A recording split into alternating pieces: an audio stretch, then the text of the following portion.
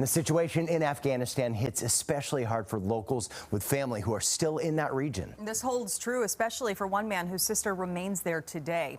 Q13 News reporter Hannah Kim shares his story. Hannah? Well, Jamie and Matt, yeah, we did talk to several local people with ties to the massacre and chaos in Afghanistan. For example, that one local man who has a sister who is hiding out in that country, unable to get out. We also spoke with a local attorney who broke down in tears and says America cannot abandon its own U.S. citizens and our Afghan allies. Every minute that ticks by, the desperation escalates. It's a mess.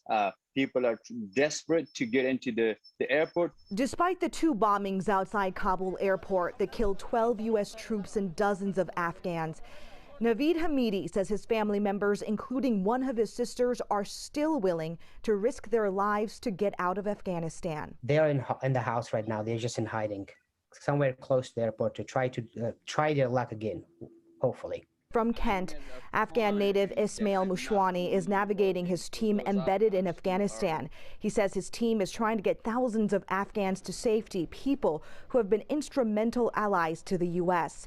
His group is called No One Left Behind, but that promise could be impossible to keep. I had the families for 48 hours.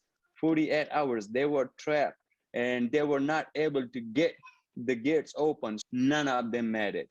And a lot of them got hurt. The kids were dehydrated. Some of them are in the hospital right now getting treatment, and we will give another shot. But the group CARE says the latest intel coming from a military source says the window is closing for anyone to get out if they're not inside the airport already. We have over 1,600 people that have not been able to get out. Sorry. This includes some U.S. citizens who didn't want to leave their family members behind.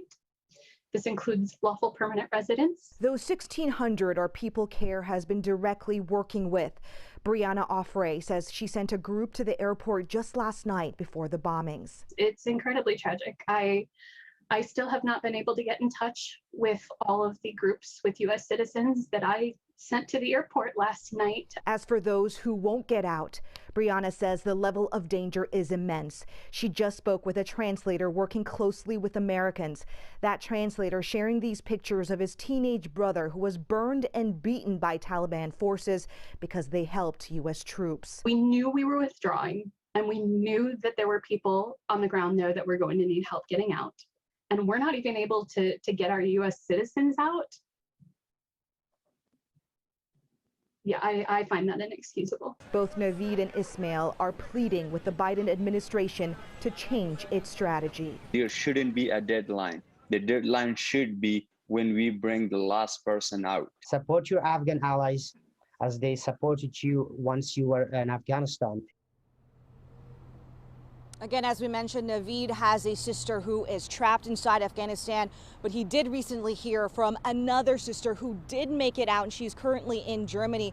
There are countless stories just like this. For example, Ismail telling me about a heartbreaking conversation he just had with an American woman who is in Afghanistan trying to help people evacuate that country. The U.S. government told her that she could make it out, that there was a way for her to get out. She told Ismail that she is going to stay because she can't leave those people behind. In King County, Hannah Kim, Q13 News.